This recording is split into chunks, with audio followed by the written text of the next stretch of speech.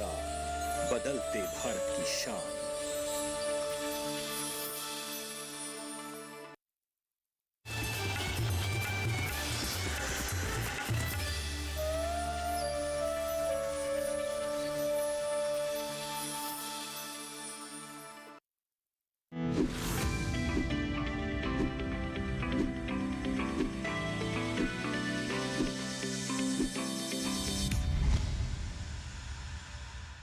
नमस्कार, आप देख रहे हैं दूरदर्शन किसान कार्यक्रम सरकार आपके साथ में। आप सभी का स्वागत है। मैं हूं आपके साथ मोनालिसा। इस कार्यक्रम में हम आपको सरकार द्वारा चलाई जा रही अलग अलग योजनाओं और कार्यक्रमों की जानकारी देते हैं ताकि इन योजनाओं से आप भी जुड़ सके और इसका लाभ ले सके। आज हम एक विशेष योजना के बारे में आपको बताने जा रहे हैं जो कि डाकघर द्वारा चलाया जाता है। जी हाँ, ये योजना है डाकघर बचत खाता। जी हाँ, डाकघर के जरिए आप सिर्फ संदेश ही नहीं भेज सकते हैं बल्कि बचत भी कर सकते हैं। कैसे? तो इस योजना के बारे में जानेंगे इस कार्यक्रम में। आइए जानते हैं इस योजना के बारे में और देखते हैं योजना का सार।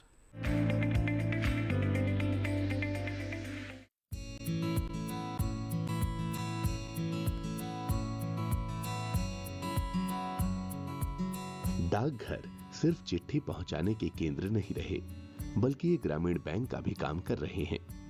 देश के ग्रामीण इलाकों में आज भी बड़ी आबादी बैंक खाते से महरूम है। इसकी एक वजह ये भी है कि गांवों में बैंक शाखाएं आमतौर पर नहीं होती। इस जिम्मेदारी को डाकघर निभा रहे हैं। इस जिम्मेदारी के दो फायदे हैं। एक तो लोगों को अपने ही गांव में बैंकिंग सुविधा मिल रही है और दूसरे, डाकघर अपना नेटवर्क और संचालन मजबूत बना रहे हैं। मोबाइल फोन और इंटरनेट के जमाने में लोगों ने चिट्ठी लिखना बहुत कम कर दिया है।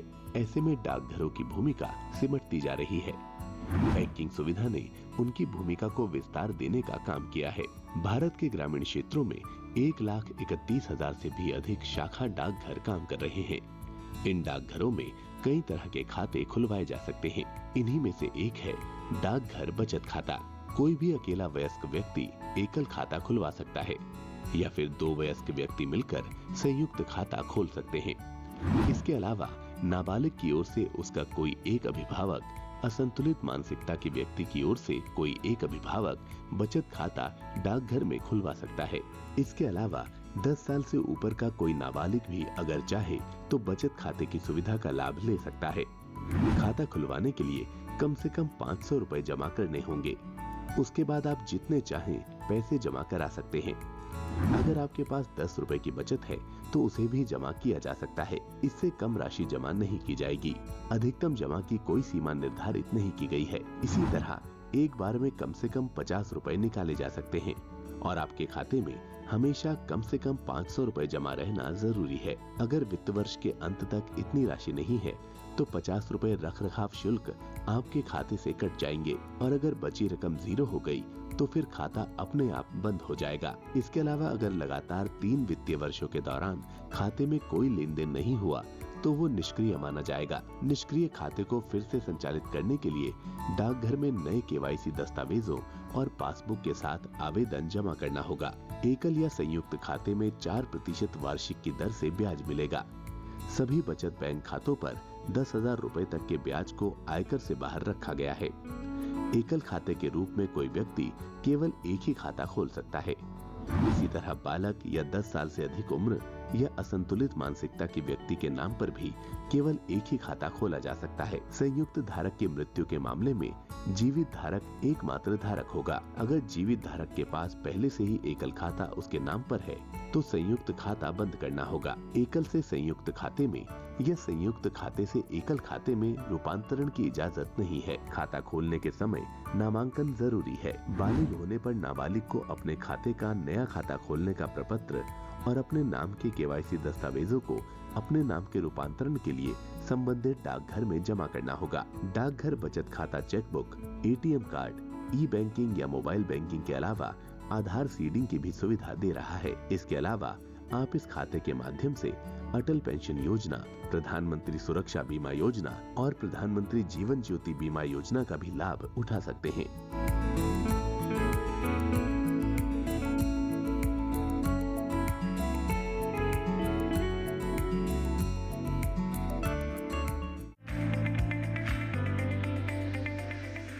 इसी के साथ कार्यक्रम में वक्त हो गया है एक छोटे से ब्रेक का। ब्रेक के बाद आपको इस योजना के बारे में और भी महत्वपूर्ण जानकारियां देंगे। आप बने रहें दूरदर्शन किसान पर। आत्मनिर्भरता आती है साक्षरता से और वर्तमान समय की डिमांड है कि देश का किसान डिजिटली साक्षर बने। आज हम बात करने वाले हैं किसान सुविधा वेब पोर्टल के बारे में। किसान सुविधा वेब पोर्टल की अगर हम बात करते हैं तो ये किसानों की सुविधा के लिए बनाया गया है। प्रॉपर्टी में इन्वेस्टमेंट की बात करेंगे। भारतीय संस्कृति या उसके कल्चर को अगर हम देखते हैं तो हम ये देखते हैं कि जो किस रहने के लिए अगर देखते हैं तो हमें ज़मीन और छत चाहिएगी, ठीक है। इसलिए जो रहता है प्रॉपर्टी में लोग इन्वेस्ट करते हैं और प्रॉपर्टी में इन्वेस्टमेंट करना हमेशा ही फायदेमंद रहता है। बताएंगे एक ऐसी सरकारी लोन स्कीम के बारे में जिसका लाभ उठाकर बहुत सारे लोगों ने अपना कामकाज शुरू किया है। देखिए डिजिटल किसान इस रविवार 9 अप्रैल शाम 7 बजे और पुनः प्रसारण मंगलवार 11 अप्रैल शाम 4 बजे सिर्फ डीडी किसान पर। ब्रेक के बाद आप सभी का फिर से स्वागत है। आप देख रहे कार्यक्रम सरकार आपके साथ। इस कार्यक्रम में आज हम बात कर रहे हैं डाकघर बचत खाता योजना के बारे में। आइए इस योजना के बारे में और भी विस्तार से समझने की कोशिश करते हैं हमारे विशेषज्ञ मेहमान से। सरकार आपके साथ कार्यक्रम में आज हम बात कर रहे हैं डाकघर बचत खाते के बारे में। इस विषय पर विस्तार से जानकारी देने के लिए बेहद ही खास मेहमान इस वक्त हमारे साथ मौजूद हैं। आइए आपका परिचय करा देते हैं। हमारे साथ हैं श्री देवेंद्र शर्मा, आप निदेशक है बचत बैंक डाक विभाग में। आपका बहुत बहुत स्वागत है इस कार्यक्रम में। जी देवेंद्र जी, सबसे पहले आपसे यही जानना चाहेंगे कि डाक विभाग की जब हम बात करते हैं तो फिर आमतौर पर धारणा ये है कि ये संदेश पहुंचाने का एक माध्यम है, लेकिन बेहद ही कम लोगों को ये जानकारी है कि ये जो डाक विभाग है ये बैंकिंग सेवा की तरह भी काम करता है और आपको बचत करने के लिए भी कई तरह के रास्ते देता है। तो ऐसे में जो डाकघर बचत खाता है इसके बारे में सबसे पहले आपसे जानना चाहेंगे। जी धन्यवाद। मैं डाक विभाग की ओर से डीडी किसान के सभी दर्शकों का अभिवादन करता हूं। आपकी जानकारी के लिए मैं बता दूं कि भारतीय डाक विभाग ही भारत में सबसे पहले बचत बैंक सेवाएं प्रदान करने वाला विभाग है जी। हम लोग 1 अप्रैल 1882 से बचत बैंक की सेवाएं दे रहे हैं। दर्शकों की जानकारी के लिए बता दूं, डाकघर बचत खाता एक मूल खाता समझ सकते हैं कि आप बचत की शुरुआत कहाँ से करें और कैसे करें। तो ये खाता न्यूनतम 500 रुपये से किसी भी निकटतम डाकघर में खोला जा सकता है। बिल्कुल, विस्तार से इसकी प्रक्रिया के बारे में जानना चाहेंगे कि अगर कोई डाकघर बचत खाता खोलना चाहता है तो उसकी क्या प्रक्रिया होगी। डाकघर बचत खाता खोलने के लिए आप किसी भी निकटतम डाकघर में खाता खोलने का फॉर्म और अपने पहचान दस्तावेज में हम प्रिफर करते हैं आधार कार्ड और पैन कार्ड। अगर किसी के पास आधार कार्ड नहीं है तो वो अपना passport, driving licence, voter ID card, Mahanarega card या एनपीआर रजिस्टर की लिस्ट में से अपना पहचान का पता दे सकते हैं। यदि किसी के पास पैन कार्ड भी उपलब्ध नहीं है तो वो फॉर्म 60 या 61 दे के अपना खाता खोल सकते हैं। खाता खोलने के 6 माह के भीतर वो पैन कार्ड प्राप्त करके संबंधित डाकघर में अपडेट करवा सकते हैं। जी, क्या खूबी है डाकघर बचत खाते की? क्योंकि हम देखते हैं कि जो बैंकिंग सेवा है, जो बैंक से वो भी इस तरह की सुविधा देते हैं कि आप जो है बचत खाता खोल सकते हैं, लेकिन खासतौर पे अगर डाकघर से बचत खाता खुलवाते हैं तो क्या उनको सुविधा मिलती है? ये बचत खाता ऐसा है कि देश के सभी वर्गों को कवर कर सकता है। ये छात्र लोगों के लिए, स्टूडेंट के लिए, अवयस्क माइनर लोगों के लिए है, गृहिणियों के लिए है, छोटे व्यापारियों के लिए है और इवन बड़े बिजनेसमैन, सर्विस क्लास, सभी वर्ग को ये कवर करता है जी। इसमें न्यूनतम 500 रुपये बैलेंस रखना है। कितनी भी बार राशि जमा कर सकते हैं, कितनी भी बार राशि निकाल सकते हैं, तो एक फ्लेक्सिबिलिटी देती है जी। ये खाता 4 वर्ग के लोग खोल सकते हैं। कोई भी बालिग जो भारतीय नागरिक हो अपने नाम से खोल सकते हैं। कोई भी 2 वयस्क जॉइंट खाता खोल सकते हैं। कोई भी अभिभावक अपने अवयस्क बच्चों के नाम से खाता खोल सकते हैं और कोई भी बालक या बालिका जो 10 साल की आयु पूरी कर चुका है वो अपने नाम से खाता खोल सकता है जी। तो ये सभी वर्गों को कवर करती है। इसमें कोई भी मेंटेनेंस चार्जेस नहीं है। आपको एक पूरी फ्लेक्सिबिलिटी देती है। अगर आपके पास 50 रुपये आए, 50 रुपये जमा कर दिए, 1000 आए 1000 और 5000 आए तो 5000, जब भी आवश्यकता हुई आप निकाल सकते हैं। जी, इसके साथ ही देवेंद्र जी हमें ये भी बताइए कि जैसे कि आपने बताया कि न्यूनतम जो राशि है वो 500 रुपये रखना है इस खाते में, लेकिन कई जगहों पर शून्य राशि से भी खाते खुलवाए जा सकते हैं। तो ऐसी कोई सुविधा इसके तहत है क्या कि अगर शून्य राशि के लिए भी ये खाता जो है वो इस्तेमाल में आ सकता हो? जी, भारत सरकार या किसी भी राज्य सरकार की योजना के लाभार्थी इसमें एक बेसिक सेविंग अकाउंट स्कीम्स के तहत जीरो बैलेंस से खाता खोल सकते हैं। उसके लिए उन्हें केवल अपना लाभार्थी होने का प्रमाण अपने पहचान दस्तावेजों के साथ निकटतम डाकघर में प्रस्तुत करना होगा।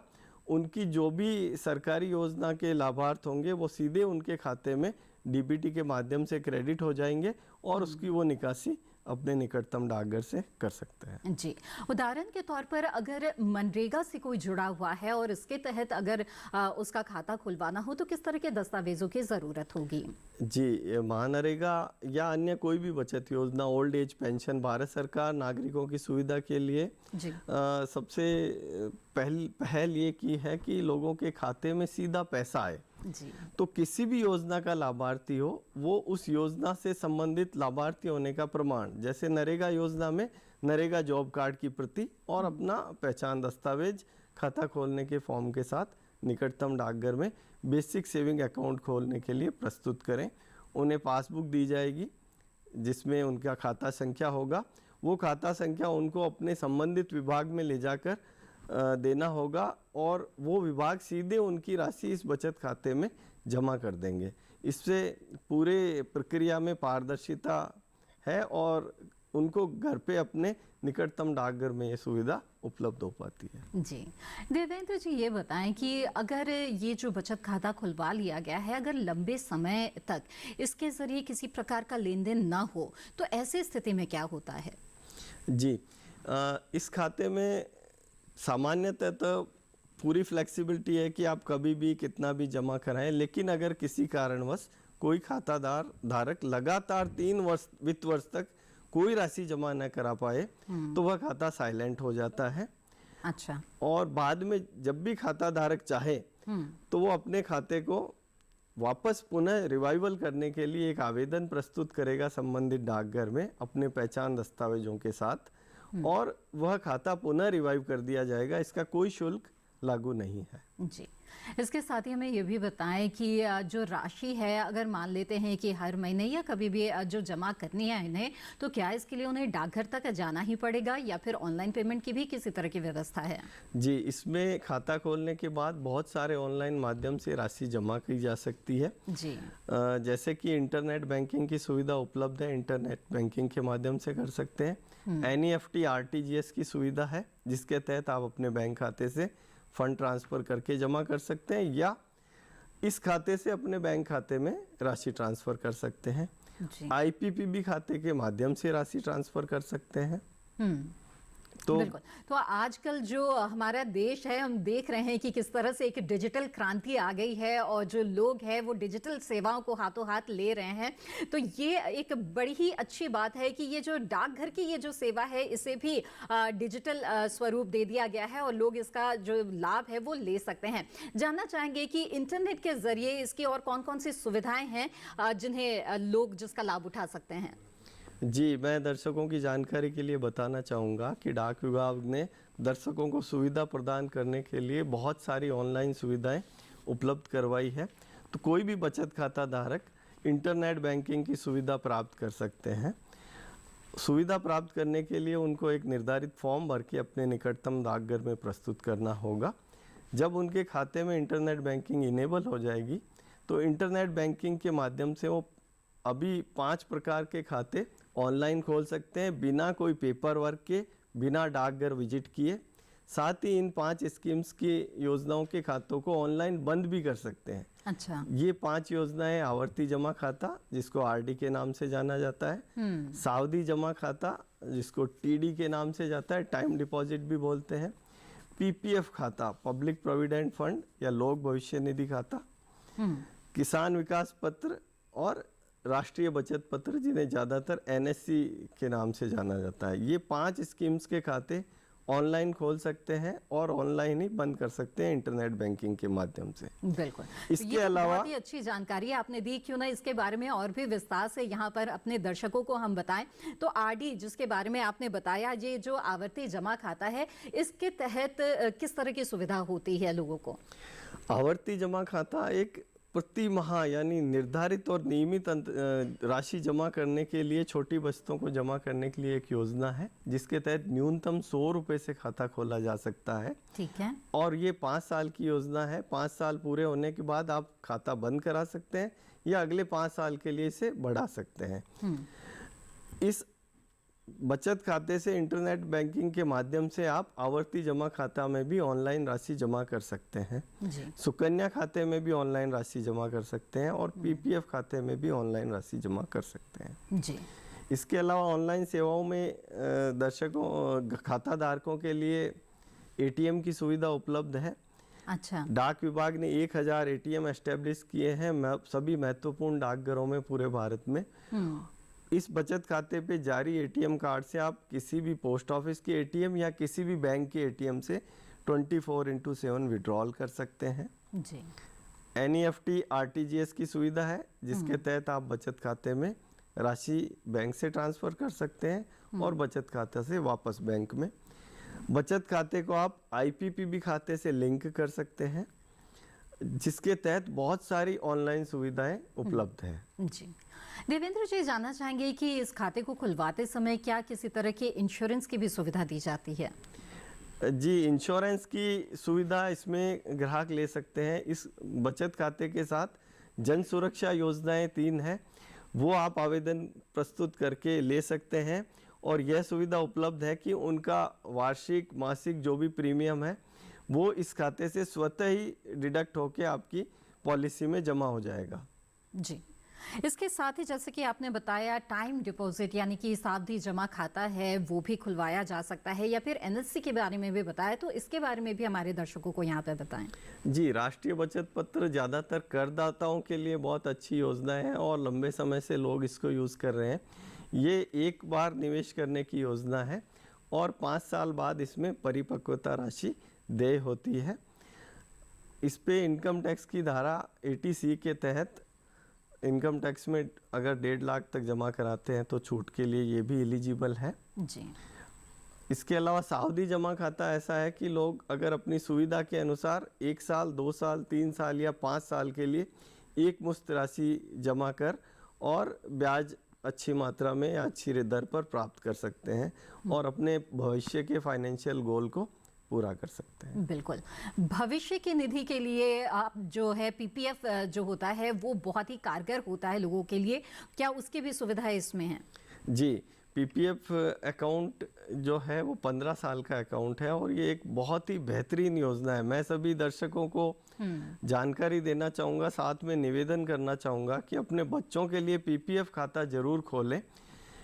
PPF खाते में अगर आप अपने बेटों के या बेटियों के लिए जितना खर्चा कर रहे हैं, अगर आपका एजुकेशन पे उसका कुछ पार्ट भी अगर आप इसमें जमा करेंगे तो आप उनका भविष्य सुरक्षित कर सकते हैं जी। उदाहरण के लिए मैं बताऊं, अगर PPF खाते में आप प्रति वर्ष 1.5 लाख रुपए जमा करते हैं तो 15 साल के बाद उस खाते में लगभग 43 लाख रुपए जमा हो जाता है और 15 साल बाद फाइनेंशियली आपका बेटा या बेटी या आप स्वयं भी अपने लिए खोलते हैं तो आप फाइनेंशियली सस्टेनेबल हो जाते हैं। आप अपनी आर्थिक ज़रूरतें उस खाते से ही काफ़ी कुछ पूरी कर सकते हैं। जी। और आपने ख़ास तौर पे जो 5 स्कीम्स के बारे में बताया जिसकी सुविधा इसके तहत ली जा सकती है, उसमें किसान विकास पत्र भी है। इसके तहत किस तरह के प्रावधान हैं? किसान विकास पत्र ग्रामीण क्षेत्रों में और लोगों की भावी ज़रूरतों को पूरा करने के लिए जारी किया गया है। इस किसान विकास पत्र में एक मुश्त राशि निवेश की जाती है और 124 महीने बाद उसका दुगनी राशि पुनः भुगतान की जाती है। तो इसे भी इंटरनेट बैंकिंग के माध्यम से ऑनलाइन खोला जा सकता है और ऑनलाइन ही बंद किया जा सकता है। किसान विकास में अगर आवश्यकता हो जाए तो 2.5 साल के बाद आप इसको समय पूर्व भी भुगतान ले सकते हैं ब्याज के साथ। जी। देवेंद्र जी, ये एक बहुत ही अच्छी योजना चलाई जा रही है डाक विभाग की तरफ से, जिसमें बचत किया जा सकता है और बचत करने के साथ साथ इस राशि को अगर निवेश करना चाहे आगे भविष्य में इसके और ज्यादा लाभ लेने के लिए, तो किस तरह की व्यवस्था है? किस स्कीम में? जो आपने जो डाकघर बचत खाता है, इस के तहत जब हमने बचत कर ली तो इसके साथ साथ अगर निवेश भी करना चाहे और इससे और भी ज्यादा जो लाभ है वो लेना चाहे, तो इसके लिए भी क्या किसी तरह की सुविधाएं हैं? जी, बचत खाते में सबसे सुविधा एक तो यही है कि इनकम टैक्स की धारा 80 TTA के तहत इसमें 10,000 रुपये प्रति वर्ष तक प्राप्त ब्याज आयकर से मुक्त है। उसके अलावा आपके पास इसमें कोई भी मेंटेनेंस चार्ज नहीं है। आप अन्य बैंकों में या फाइनेंशियल इंस्टीट्यूशन में लिमिटेशंस है कि इतने ट्रांजैक्शंस अगर आप कर लेते हैं नकदी के, उसके बाद चार्जेज है। लेकिन डाकघर बचत खाते में कितनी भी बार आप राशि जमा कर सकते हैं। न्यूनतम 10 रुपये राशि जमा हो सकती है और न्यूनतम 50 रुपये आप विड्रॉल भी कर सकते हैं। साथ में इसमें निवेश करने की कोई भी सीमा नहीं है, कितनी भी राशि तक आप जमा कर सकते हैं, कभी भी निकाल सकते हैं। तो ये राशि, ये खाता पूर्ण रूप से आपको फ्लेक्सिबिलिटी प्रदान करता है। जी देवेंद्र जी, ये जानना चाहेंगे कि सामाजिक सुरक्षा की दृष्टि से सरकार द्वारा कई तरह की बीमा की योजनाएं चलाई जाती है। अगर किसी ने डाकघर बचत खाता खुलवा लिया है तो क्या इसके तहत भी बीमा की जो राशि है वो दी जा सकती है? जी, बचत खाते के साथ डाक विभाग द्वारा जन सुरक्षा योजनाएं भी प्रदान की जा रही है और कोई भी खाता धारक जो कि 3 है, अटल पेंशन योजना, प्रधानमंत्री सुरक्षा बीमा योजना, प्रधानमंत्री जीवन ज्योति योजना। अटल पेंशन योजना एक पेंशन योजना है जिसके तहत आप मासिक, त्रैमासिक और वार्षिक रूप से सब्सक्रिप्शन जमा करेंगे और 60 साल के बाद आपको गारंटीड पेंशन चालू होगी। ये पेंशन 1,000 से लेके 5,000 तक आप निर्धारित कर सकते हैं। उसी तरह दूसरी 2 योजना है, प्रधानमंत्री सुरक्षा बीमा योजना। ये बहुत ही निचले तबके या गरीब लोगों के लिए बहुत ही बेहतर योजना है, जिसके तहत केवल वर्ष के 20 रुपये प्रीमियम देकर आप 2 लाख रुपए तक का दुर्घटना बीमा ले सकते हैं। इतने कम प्रीमियम में कहीं पर भी आपको इतनी बड़ी राशि का बीमा नहीं मिलता है। बिल्कुल। और ये भी सुविधा उपलब्ध है कि अगर आपने ये तीनों योजनाओं में से कोई भी योजना ली है तो उसका प्रीमियम स्वतः ही आपके बचत खाते से डिडक्ट होके इन योजनाओं का प्रीमियम पे हो जाएगा। जी बिल्कुल। देवेंद्र जी, चलते चलते कोई खास जानकारी आप देना चाहेंगे डाकघर बचत खाता का ज़्यादा से ज़्यादा लाभ लेने के लिए?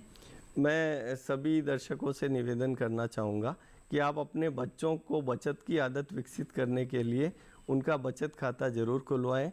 जो भी बालक बालिकाएं 10 साल से अधिक हैं उनके नाम से बचत खाता खोलें ताकि वो अभी से ही बचत की आदत उनमें डेवलप हो और वो अपनी छोटी छोटी बचत इसमें जमा कर सकें।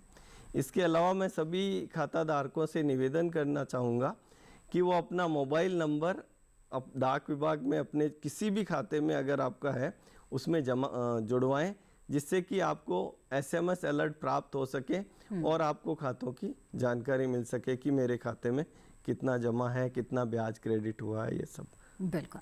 देवेंद्र जी, आपने बहुत अच्छी जानकारियां हमें दी है इस कार्यक्रम में। आपका बहुत बहुत शुक्रिया हमारे साथ जुड़ने के लिए। DD किसान का बहुत बहुत आभार कि डाक विभाग को दर्शकों को अपनी योजनाओं को प्रस्तुत करने का अवसर दिया। जी। तो ये थी डाकघर बचत खाता योजना के बारे में विस्तृत जानकारी। हमें उम्मीद है कि इस योजना का लाभ आप जरूर लेंगे और जरूर डाकघर से संपर्क करके बचत खाता खुलवाएंगे। इस कार्यक्रम के बारे में अगर आप अपने विचार साझा करना चाहते हैं या फिर सरकारी योजनाओं के बारे में जानना चाहते हैं, कोई सवाल आपके पास है, तो आप हमें लिख सकते हैं हमारी ईमेल आईडी पर। जी, हमारा ईमेल आईडी है sarkaraapkesath@gmail.com। ईमेल पर सवाल भेजने के अलावा आप सोशल मीडिया के जरिए भी हमारे साथ जुड़ सकते हैं। आप हमारे फेसबुक पेज पर जा सकते हैं, हिंदी में टाइप करके सरकार आपके साथ। जहां फेसबुक पेज खुल जाएगा तो इसके साथ ही आप अपने विचार इस माध्यम के जरिए भी हमारे साथ साझा कर सकते हैं। इसके अलावा आप हमारे टोल फ्री नंबर पे कॉल कर सकते हैं। हमारा टोल फ्री नंबर है 1800-113060। सोमवार से शनिवार सुबह 6 बजे से रात 10 बजे के बीच कॉल करके आप अपने विचार दर्ज करा करा सकते हैं। इसी के साथ सरकार आपके साथ कार्यक्रम में आज बस इतना ही। हमें दीजिए इजाजत। आप बने रहें दूरदर्शन किसान पर। नमस्कार।